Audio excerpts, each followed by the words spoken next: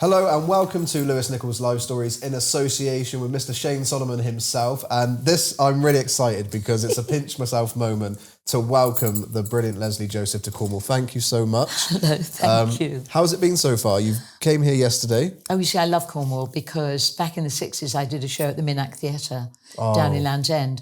So it's always had a very special place to me. Also, I'm very old now. So actually, I've been coming to Cornwall all my life. And don't forget, when I was a child growing up, you never went on planes, you never went abroad. You used to get in a car, if your dad had a car, and you'd drive down to Devon, Somerset, Cornwall, but mainly Cornwall. And so I've spent so many holidays down here. And I came not so long ago also and spent some time here. So I love Cornwall. And we're in a lovely place, lovely spa, very chilled. And it's just what I need right now. So for me to be excited, for me to be invited down here was just heaven. Well, no, it's heaven for us, so thank you so much. What we're going to do, this is kind of life story. So let's talk about your career so far. Right. You know, an incredible 50 years and more counting, than that, I think. You know, in the 67. industry. 67.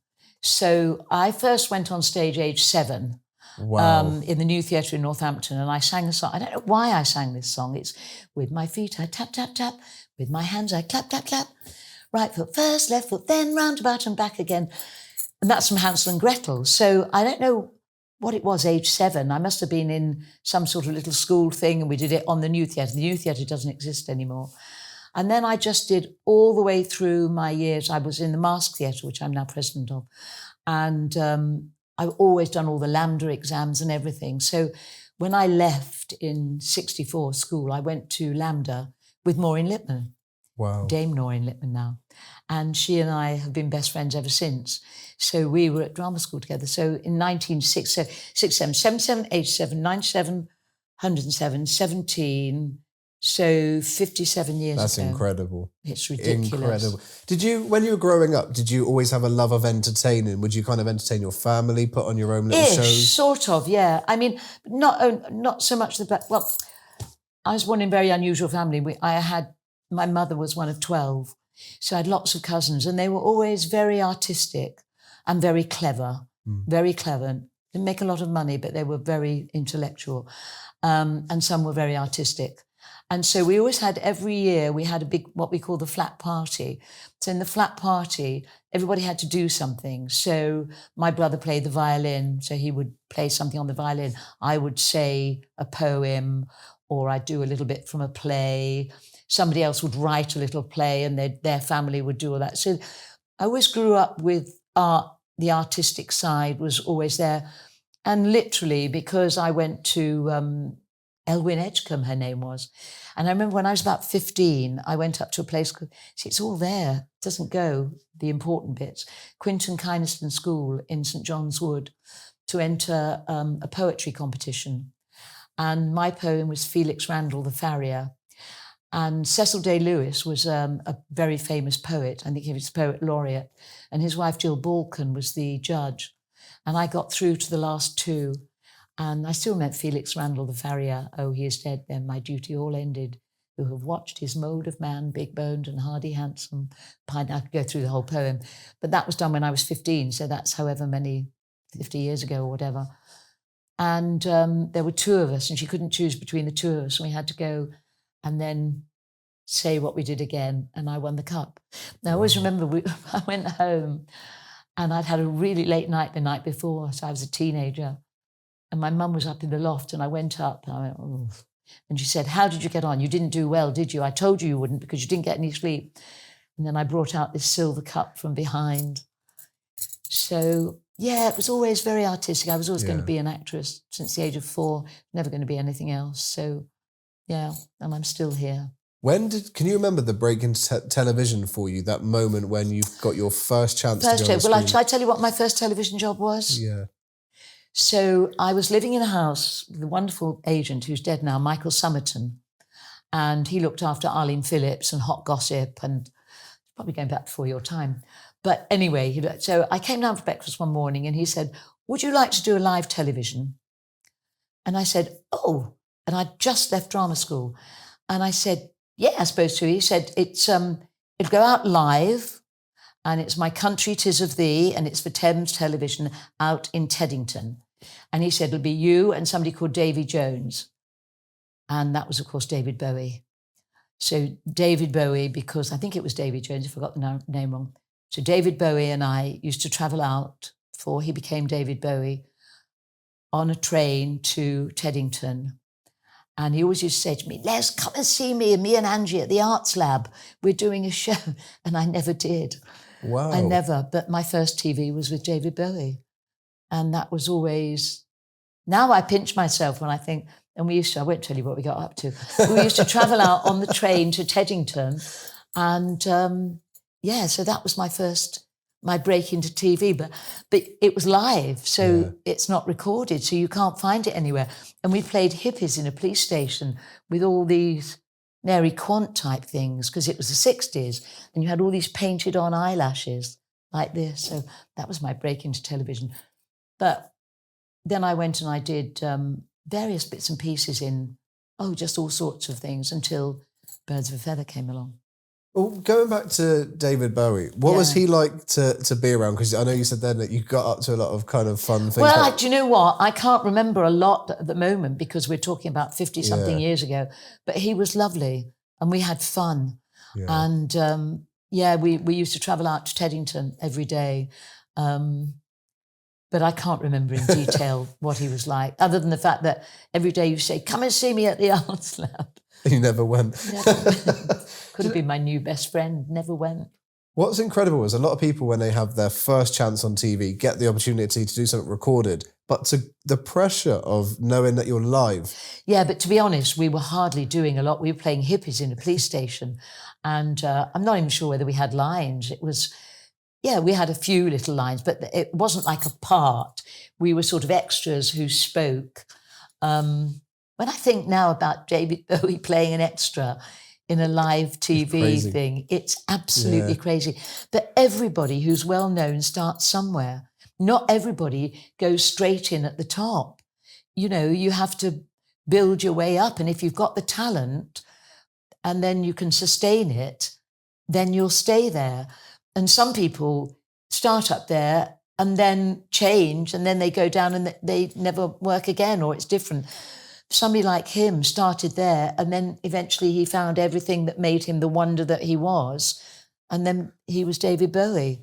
So it's a strange thing how people...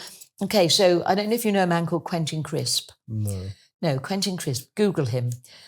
If nobody knows him, Google him. He was gay. He was I'm not even sure what year we're talking about, but it was before I did Birds. So we're talking 40 years ago at least. And he wore a hat and a scarf and makeup and looked extraordinary. And he was... I want you to Google him. You have to promise me you will look what Quentin this man Crisp, is, because he was amazing. And he was going up to the Edinburgh Festival, and I did 7 Edinburgh festivals before Birds. I used to do, it was before it got so busy, it was before it was so crazy as it is now. And I was up there, and his agent was somebody I knew, and his agent said to me, "Oh, Lesley, I've got to go back down to town. So Quentin's going to be here for another week. Will you look after him and make sure he..." And I'd finished doing the play that I was doing. I said, "Yeah, of course I will." So I did. And he always used to call me Miss Joseph. He never called me Lesley. It was always very formal. And one day he gave me a piece of advice, which for me is the most amazing piece of advice ever. And one day he just said, "Miss Joseph, believe in fate, but lean forward where fate can see you." And that to me is the most amazing thing. So believe in fate, that the fates will be there for you, but just put yourself a little bit forward so they can recognise you. And that, if ever anybody asks me, what advice would you give me? I say, if there's a part that's got your name written on it, and I'll tell you why I said this, if there's a part that's got your name written on it, do it, because that will lead to something. And believe in fate, but lean forward where fate can see you. You know what's nice? When you talk about him, you actually can, when you look at someone, when they talk about someone and they, with such fondness. Well, he's an extraordinary man. And again, I'm old I'm gonna now. I Google. can't remember everything we did that week. But if you look him up, do some research on him, you'll see what an extraordinary person he was. Absolutely extraordinary. And I was very proud to have not known him, but spent a week with him. Well, I'm definitely going to, I'll you promise must, you, and I'll and send I an need email. to know when you've done it. I want to know your opinion. Obviously, Birds of a Feather very much changed life for all of you because it became such a hit and it was so different. There was nothing else on TV like this. So how did that opportunity come about for you? Well, let me tell you. So I had a wonderful friend called Stuart Permott, who unfortunately is no longer with us. And he and a friend of his, Gary Lyons, wrote a play called Exclusive Yarns. Again, you can Google that. Actually, that you can watch on television. We did it on television with Sue Devaney, who's now in Corrie, Maureen Lipman, now in Corrie, Pat Hodge and me. And we did this, and we did it at a place called the Good Luck Theatre in Covent Garden for no money, and you did a share of the profits. And that was just me and various other people. It wasn't the television cast. But when I read this character, I thought, oh, God, yeah, I've got to do this. So we did it. Then a friend of mine who was a producer took it to the Comedy Theatre in the West End. It didn't work. It had terrible notices. But my character, I used to call it a bit like, well, it was Joan Collins. It was hair like this, very, very tight white suit. And she used to run a wool shop in Primrose Hill. Look, the hands have gone. Used to run a wool shop in Primrose Hill and talk about this wool shop like she was Joan Collins in Dynasty talking about oil, long nails, all of this. So I'd done a sitcom on television called Roots, which didn't work, with Maurice Gran and Lawrence Marks, who wrote Birds. So I invited them, not for me, but I thought they could use Gary Lyons and Stuart Permott as writers. And I remember Lawrence came with his wife, Bridget, and Anne Charleston, who played Madge in Neighbours, who you might not know, was in my dressing room having a glass of champagne. And Bridget adored Anne Charleston and adored Neighbours. So we were all there, and Lawrence said to me, would you like to do another sitcom? And I said, yeah, send me a script. So he went away, wrote Dorian, and sent me 2 scripts, and I read it, and that was it. And then Esther Charkham, who was then our producer, said there are 2 things you have to have. 1 are the long nails and 2 are the high heels. And I always remember Maurice saying, we sort of based it on somebody who used to, this is what he said, but I don't know if it was true. She used to go to a garage wearing a white mink coat and nothing underneath. And then she'd get a young man to put the petrol in for her. And then as he was doing it, she'd just open the coat. I don't know whether that was true or not, but Dorian was born and that was it. You know, originally, was it supposed to be 3 main characters or was it the 2? It was mainly the sisters and this next door neighbour, but that lasted for about 5 minutes because... You were loved. That was the thing. It was because originally they were going to do it. They weren't going to have a 3rd character. Originally it was going to be Pauline and Linda. But then we all did every single episode. We did something like 130 episodes. It was over a long period of time. And also, it was really iconic in so much as the only show that had come before us with women in the leads was the Liver Birds. One was Polly James, and I can't remember the other girl. And then Birds. And we used to play to over 20 million people.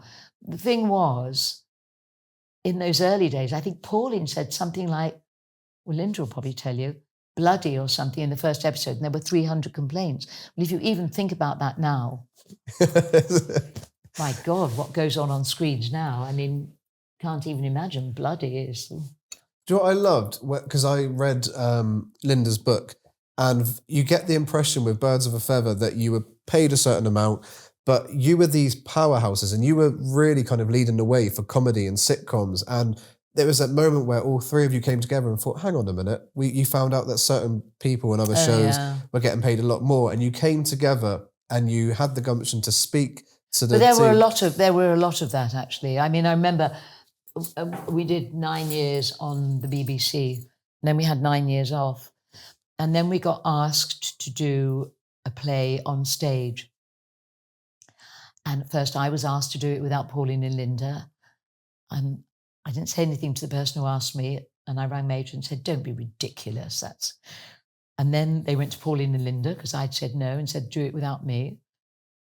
And I rang them and I said, we have to talk. So we all talked. And then we got together and said, no, we do it together or nothing. And then we read the script and we got together again and said, you either have these people to write the script or nothing. And then it came back onto ITV. But yeah, it was, I suppose, because these three lead characters were strong and Linda, Pauline and I have never been ashamed to or afraid to speak our minds. Yeah. So it was a question, this is what we'll do. This is what we'll do it for. This is what we want. And actually, as we went through it, it was very much, sometimes there'd be a scene and we'd say, I'm not sure that actually is right. I would never say that. Yeah. Pauline would say that. I would never say that. You know, we got to know the characters so well. But I haven't seen half of them because I don't like watching myself on television. Really? No, because I'm too critical. So if you watched it, you would kind of, oh no, I shouldn't have said. So I've only watched that. I watched Like a Virgin. That was the most requested clip of the whole of the year on Points of View. And funny enough, I did Ryland as a radio show. So I went on that the other day and did it. And I went wearing the dress that I wore for Like a Virgin. And he always does a karaoke bit in the middle. And I suddenly found myself lying on the floor doing that and opening my legs again. I said, oh my God. I say just as well this is radio, but actually it was being filmed. Oh no. Honestly. So, but I went in, Birds led to a lot of things. But for me, the joy of doing Birds has also been opening all the theatre doors because I really went into the business for theatre. And that's what I've been doing a lot of recently. And that is what I really love, is working with an audience. And I love musicals. So, yeah, for me, it was lovely. I love television. Linda and I love game shows. We just did Race Across Yorkshire for Children in Need. We did Coach Trip where we had... You were brilliant on that. Well, Coach Trip I loved. You won. Of course we did. We played it very carefully. But we had 3 weeks going, you know, behind a boat, on a paddle board, all sorts of things. But one thing we've never been afraid of is throwing ourselves into something, you know, 100%. And we love all that. Pauline's always wanted to do more serious acting, which I have as well in a way, but I also love... Well, I went to did Peter Hall's season down in Bath and did a wonderful play called Home by David Story. And I've done Chekhov, I've done Shakespeare, I've done all of that. And that's what I'd like to go back into now before I get too old to act anymore. Because I love theatre. I love working on stage with an audience because every audience is different, every single audience. And that was wonderful when I did Young Frankenstein. I had Mel Brooks for working with him for 3 months, really, on and off. And that was extraordinary, absolutely extraordinary. I wanted to talk to you about that, because weren't you nominated for an Olivier Award? So when you think of that, you know, you've worked for so many years and now you're being recognised for one of the most prestigious and respected awards possible in that field. Did you ever reflect and think, wow, I've done well? No, not really. I mean, you know, I was at drama school with Maureen Lipman. She's now Dame Maureen Lipman. Things like that never really bother me. I'm happy doing what I'm doing, and I feel very lucky that I'm still working full time in a business that I love. So no, I mean the Olivier's Olivier. I just loved that whole experience. I mean that was quite a story. I mean, I had to go and do a workshop. I'd done Strictly Come Dancing when I was 71, and at the end of that, I had an email from my agent saying, we didn't say anything while you were doing Strictly because we know it took up 100% of your time. But we've been asked if you're interested in doing a workshop for a Mel Brooks Young Frankenstein musical, which is going to be on next year. So I said, oh, yes, I'd love to do that. So I had a workshop for 2 hours, and it was a character called Frau Blucher. And I recorded that and I did a few scenes, and they said, do you mind if we now send this to Mel? And I said, of course I don't. Sent it to Mel. And the producer rang me the next day and said they loved it. The producer loved it. Mel hasn't seen it yet, but he'll see it on Monday. Monday came, Tuesday, Wednesday, Thursday, Friday, Saturday, nothing. By the next Monday, I rang my agent and said, haven't heard a word. So presumably he didn't like it. He said, leave it with me. Rang me in the afternoon. He said, Mel's not coming over now. I said, oh no. Yeah, he's not going to come over. Not next week or the next week, but they'd like to offer you the job. Oh, wow. And I burst into tears and I said, oh my God, you're kidding. Oh my God. And I stopped the car and just sat in the car. Anyway, so Ross Noble, the comedian, and I hadn't met Mel. So it was arranged that we would then meet him at the Savoy. Now, Ross always wears tracksuits, never wears suits. When he found out on the way to the Savoy, he was in the Savoy, wasn't sure where we were going, he stopped at a gentleman's outfitter, bought a load of clothes and shoes, changed out his clothes and shoes, left all his clothes by mistake in the shop, arrived at the Savoy. I, by then, had had 2 glasses of champagne because I was so nervous about meeting literally the most iconic comedian, writer in the world. So I was a little bit merry and very nervous. So Mel arrived with producer and Kevin Salter, who always works with him. What do you want to drink? And I said, oh, Mel, I'll have, do you mind? I'll have a champagne cocktail. Oh, you're killing me. You're killing me. I said, oh, no, don't worry, Mel. I'll pay. No, the one thing I've got is money. Anyway, had this drink, had about another 2. So at the end of 5 champagne cocktails, I ended up showing Mel a picture of me in my underwear. Oh, no. Completely pissed. And I thought, Lesley, what are you doing? It was an underwear, it was taken backstage at Strictly when I was with my underwear, smoking a hairbrush, pretending to be Cheetah Revere. Anyway, we get there. Wasn't allowed to say anything to anybody. We get to rehearsals quite a while later.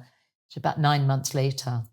And we rehearsed the first week with Richard Pitt, who was a choreographer, well, assistant choreographer to Susan Stroman, who is just, I mean, and then Stroh came, we rehearsed, and then Mel came over and we had to do a reading. And I'd heard that if he really didn't like what you were doing, you vanished the next day. It might not be true, but that's what I'd heard. Anyway, he stopped various people during the lines. He stopped them. He stopped me a lot. And then I got up to sing my song and I just thought, oh, I'm just going to spelt it out. And if he doesn't like it, he doesn't like it. And he can cut me, but he did. And then we became really good friends. So we used to go after rehearsals to have drinks. And, you know, it was an amazing, amazing experience. And I've got so many photos of me and him. And, you know, it was just absolutely glorious. And, yeah, a show I was really, really proud of. Just be careful now if Shane starts giving you drinks because there might be a different motive behind this. So just had a few. That's incredible. The fact that you were able to show him that photo, that must have been an icebreaker. Well, we didn't need to break any ice by then. I mean, we were all a bit.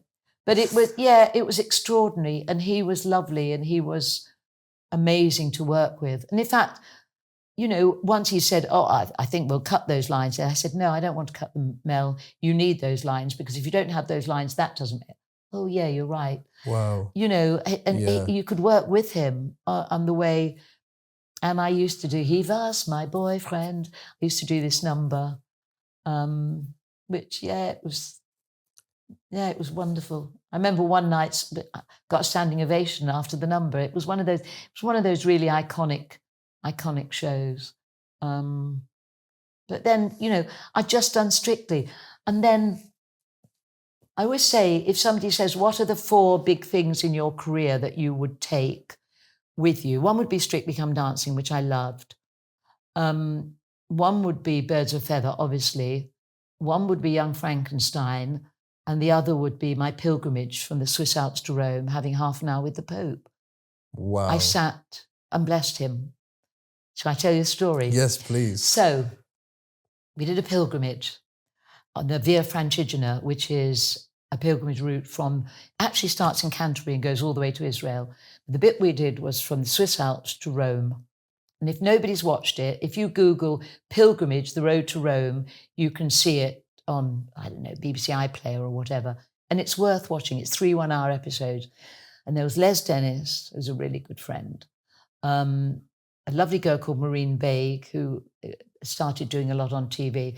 Katie Brand, who was a comedian and a writer, who's wonderful. Greg Rutherford, who's Olympic champion, who I'd worked with a lot. Brendan Cole, who I'd worked with a lot. Stephen K. Amos, comedian. Can't remember who else. That was about it. Anyway, we started in the Swiss Alps, and the first 900 kilometers, you part walk, you part go in a coach, you part go on a train. You sleep in a different bed every night. Sometimes you're in a dormitory with 12 people, literally every night. It's hard work. And then the last 100 kilometers, you have to walk. And every time you get to a station, they stamp it to say, yes, you're on the Via Francigena. Beautifully cut together when we got to there. Anyway, we get to Rome. Never been to Rome, which is why I wanted to do it. And I got this at the end of Young Frankenstein, when my agent messaged, he always waits till I get near the end in case I get too excited. He'd message me to say, they want to meet you about this pilgrimage, the road to Rome. I didn't sleep for 2 nights because I thought, I've got to do this because I've never been to Rome. And the thought of walking on an old pilgrimage route to Rome, for me, was like, oh my God, I can think of nothing more amazing. So we get to Rome, we sleep in this thing, and that night they say, okay, you've got to be up at 6 o'clock tomorrow morning because you're meeting the Pope. What? Yeah, you're meeting the Pope. You've got an audience with the Pope. That night we go backstage to the sacristy to get our testimonials, which is now in a frame in my house, to say we've walked the Via Francigena, get stamped.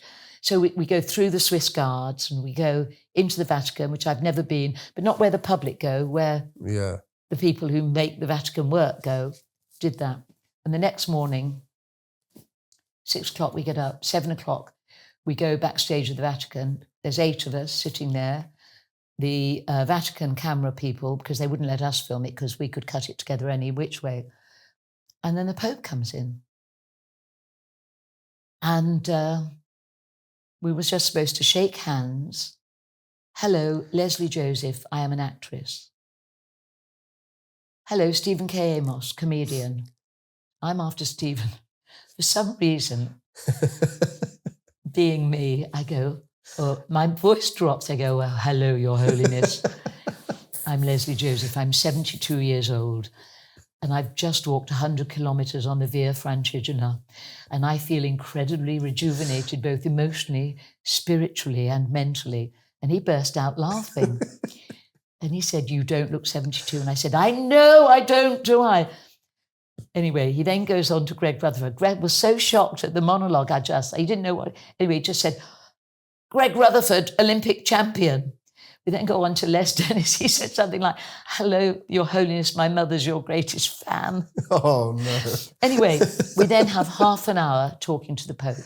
Nobody in the BBC had ever met the Pope. Yeah. And nobody I've ever heard of has had half an hour, unless you're somebody, religious, whatever. Nobody's ever had half an hour with the Pope. At the end of the half an hour chat that we have with him, he came round and so he got to Stephen, got to me, hug, kiss, gave us all a medal. He'd had 2,000 to celebrate 6 years in the papacy. Got to me, gave me a hug, gave me a kiss, gave me the medal, and then he burst out laughing again. And said again, you still don't look 72. At which point I put my hand on his and said, bless you. You blessed the Pope. and everybody else fell apart. He must have loved you. There was obviously a birds with feather fan. We got outside and said, Lesley, you bless the Pope. But I often say bless you. It's just one of those... But to the Pope, it's honestly. So that again was up there in one of the unforgettable experiences that you have, where you think that doesn't happen every day. Especially for a job to do something like that. It was just the most extraordinary 16 days, exhaustion, sleeping in a different bed every night, bunk beds, dormitories, hard beds, because it was a pilgrimage route and it wasn't meant to be comfortable. You slept where you could sleep. And then to get to Rome and be told you've got half an hour with the Pope was just one of those. Magical. I wanted to go back. You mentioned when they brought Birds of a Feather back. Now, this show, hugely successful, but there was a lot of time between the last series and the revival. Were there ever discussions of, what if this doesn't work? Is it still the right time? Or did you know that this was going to come back? It wasn't up to us. I mean, we did it back on stage and ITV said we'd like to do it. If it didn't work, then they'd have taken it off after one series. It was one of those... Nobody knows if anything's going to work. Nobody knows if bringing it back, it'll work or not. It's not something that, we didn't all say, I wonder if it'll work. You just do it. They'd offered it. We did it. And it worked for a certain amount of time. And then Pauline wanted to opt out and she'd got all her drama academies. And Pauline loves serious drama. That's her bag. But by then she wanted to sort of really just relax a little bit with the family and appreciate all her drama academies. And she goes round and does things with them. So then Linda and I tried one more, but Peter Fincham had left by then. And it just didn't get picked up again. So I think it was about 4 or 5 years ago it stopped. Do you wish... Or do you hope that you'll come together again, the three of you, to do something? No, because there's so much more I want to do. Yeah. I mean, I'd love to go back to Shakespeare, Chekhov. I'd love to do some Chekhov now. I'd love to do some serious work. We couldn't top what we did. Right time, right place, 130 plus episodes. I think we got everything out of it and put everything into it that could possibly work. So I think now, it's time to... Well, by the sounds of it, if Netflix watching, I think we need a series with you and the Pope, like travelling to different countries. That will be something that would do very well. Because Dorian, we all knew a character from Birds of a Feather. We all knew a man-eater like Dorian, who was quite scary. I mean, dominating. Yeah. Were there times where you used to read the scripts and be like, oh God, I've got to do this now? No, never. Because if you read the script and there was something you really didn't like, you'd just go, can we alter that a little bit? Because I'm not sure she'd say that. No, never felt, oh God, can't do that. Because it was always within a certain parameter. Nothing ever went too far in any one direction. I think that's why it worked for so long, because it was a sitcom, but it was a sitcom also sort of based on a reality as well. It wasn't just about making people laugh. They were real characters. I mean, one of my favourite episodes, one that I did watch, was when they got stuck on a Sunday market and the thing comes down and they're stuck in a car and you had half an hour of them stuck in this place in a garage trying to find anything to eat in the car. They were there all day, all things like that. So there were some that were really serious. There was some that were quite serious, some that were quite funny. But I mean, we had such fun. We used to corpse a lot. I mean, with 26 takes. I mean, just ridiculous. And we went to Berlin on filming. We went to Hollywood. We had George Wendt and we had George Hamilton. Wow. Okay.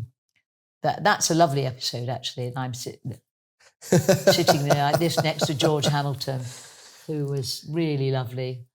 And we all had dinner with. And we went, where else did we go? Mallorca. Yeah, we went all over the place. So it was good. What was your relationship like with your mum? Because I know that she lived to, was it 103? So she would have got to witness your career and so many things that you did. So what did she think of that? And did she get to experience it with you by going? Yeah, she did. I mean, she died about 7 years ago now. But my mother was an extraordinary woman. She played tennis in her 90s. Did yoga in her 90s, line dancing in her 90s. She was very, very fit. And I remember my mother and father came to the very first recording of the very first episode of Birds. And I remember afterwards, my father said to Maurice Graham, do you think this will work? And Maurice said, yeah, it'll still be here in 10 years. And it was. Yeah, and it was. It was one of those things that he didn't know that. But did your mum ever say to you, I would love you to do this show? Was there a show that she would kind of say, if you get offered it, please? No. She was never that involved with my work in that respect. Yeah. No, she. Let's talk about Strictly Come Dancing, because you mentioned that. So what made you say yes? Because I'm assuming you were asked previously. But with that, it was just right place, right time. And I thought, if I don't do it now, I'll be too old. I really enjoyed Strictly. I was with Anton. I love Anton. But I was the one that used to say, come on, Anton, let's do it again. He was the one who used to say, we finished. I would say, no, 5 o'clock, come on, we're going to do it again. But no, I loved it. I absolutely loved it. I think I enjoyed the tour more than the actual TV thing, because nobody was voted out then. But also, we used to play to 15,000 people. You know, you go to the O2, and at 72, I was doing a jive with Danny Mac in front of 15,000 people. It was ridiculous. So I really, really loved that. It was great fun. And it's a very unique program. It's very, I know it's been talked about a lot now with a lot of things going on. My experience on it was lovely. I really, really enjoyed it. And Anton and I had a lot of fun. And I know very often if they say, who are some of the best people you've danced with, I know my name often comes up. And I love now that he's a judge, because he's been there since the word go, and he's very good. And he knows what he's doing. He knows what he's looking for. He knows what he's looking at. So, and it's one of those strange things. Remember Come Dancing from before that, and Strictly Come Dancing. Nobody knew that was going to be. It's a bit like Birds. You start that. Who knew that was going to become an iconic program? Sometimes things just happen and they just explode, and you can't say why. It's like very often somebody gets offered a play and I say, do you think this will be a success? And the producer will say to me, if I knew what was going to be a success or not, we'd all be multimillionaires, we'd all be billionaires. You don't know. You could have the most wonderful play that you're going to do somewhere and the audience like it, but it doesn't explode. You can never tell. It's something about right place, right time, right people, right cast. You just don't know. And Strictly was one of those shows which started and it became joyous. It's like Sister Act that I've just finished. The one word that everybody says about it was joyous. Did you enjoy it? It was joyous. You loved it. And that's always how those things work. You can never 100% say it will be an iconic program.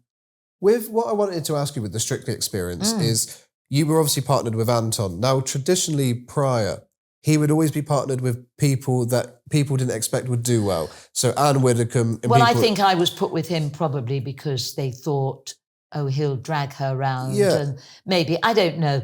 I don't know. That didn't faze you? No, because I did ballet when I was a child up to a certain age. Never, and that was one of the big regrets. If anybody has anything you regret about your career, was that I gave up dancing. But then, if hadn't given up dancing, I might not have gone so much into what I did go into. I might have just become a dancer or whatever. And I obviously was never really meant to be a dancer. But no, part of me did think, oh, they probably think I'm going to be one of those funny ones that gets dragged round. Like Ed Balls and Katia. I mean, Ed was in my year. He was brilliant. And that was really funny. But no, I'm afraid I took it really seriously. And as I say, I was the one that kept saying, come on, Anton, can we just go through this once more? And I loved I've got about 4 of my costumes. What, at home? Yeah. Oh, your house sounds like a museum. I want to see some of them. I loved the quick step, and it was me that said, could we do, we're a couple of swells, we dine at the best hotels. And that I sometimes watch actually. And it was me that said, if we're starting with the waltz, can we do, what'll I do when you are far away? And that was my idea.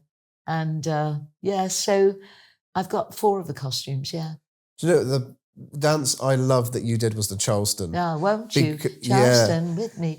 Well, that was choreographed by the wonderful Bill Deemer, who's just done Hello Dolly at the Palladium, who's a friend. And I've got a wonderful video of us practicing it with Bill behind us doing all this, and we're going all through it. And yeah, we had great fun doing that.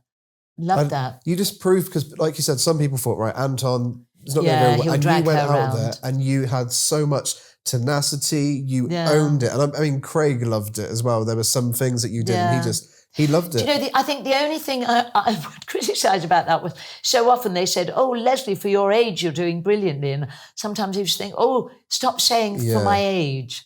That was the only thing that I used to think, don't keep saying my age. I mean, it is, it's hard getting older.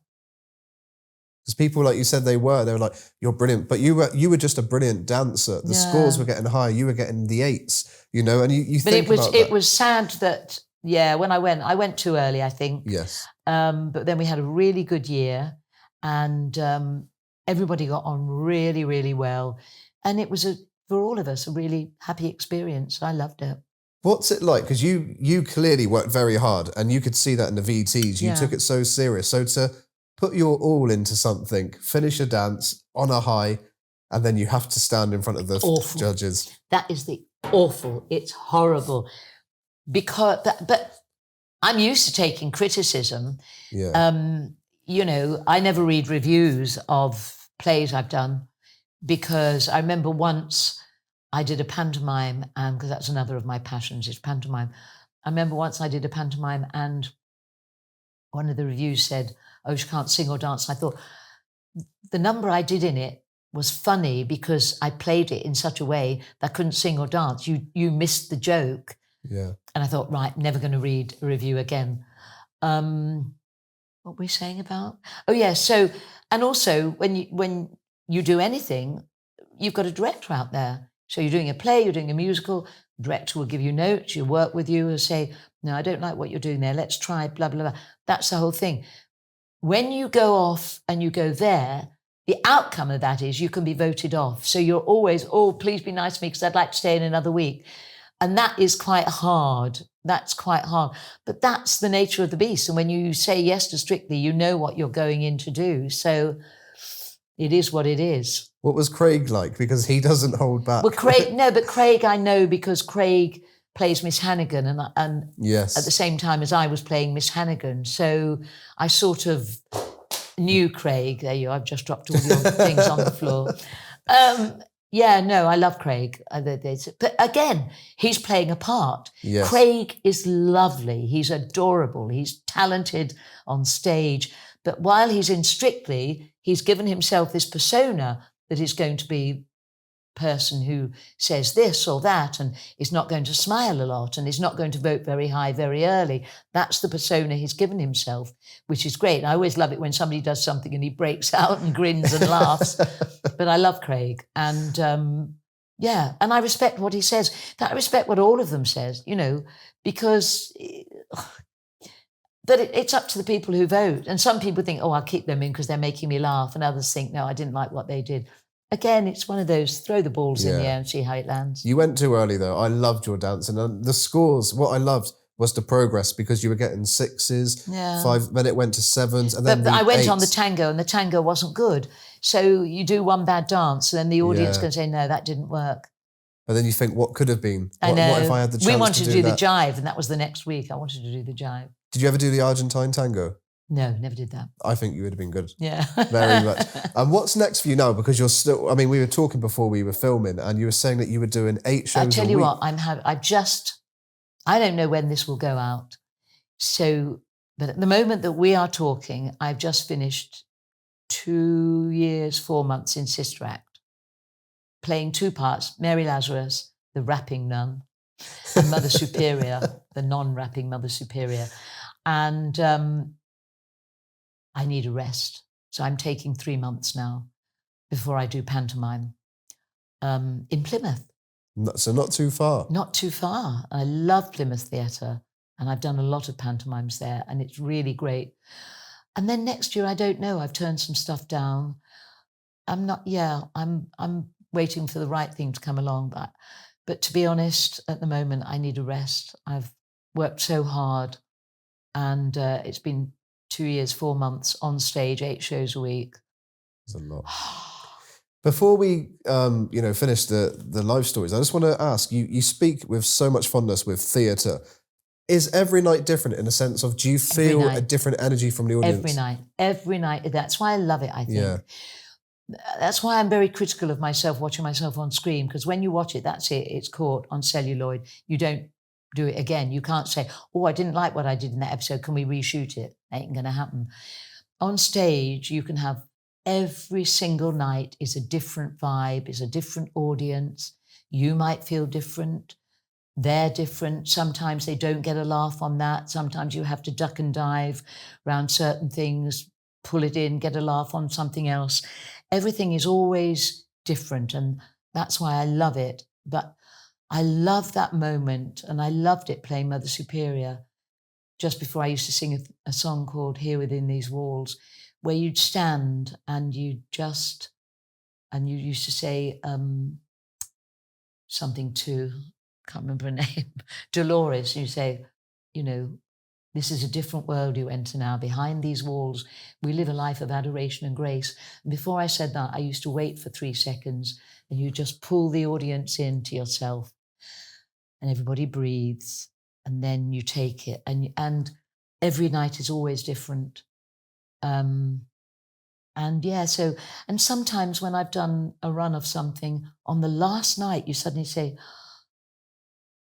that's how I make that work, because you might relax maybe or do something in a certain way, and you suddenly think, oh my God, that's how that works. I got that wrong all that time. And suddenly you find the way of doing a joke or a scene or anything.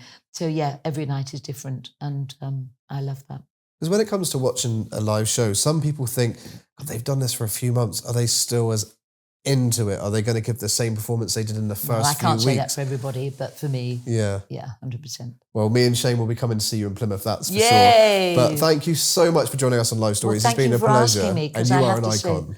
I love Cornwall. It's been a joy to talk to you. Thank you. And see you in Plymouth. Definitely. Thank you so much. There we go. Thank you.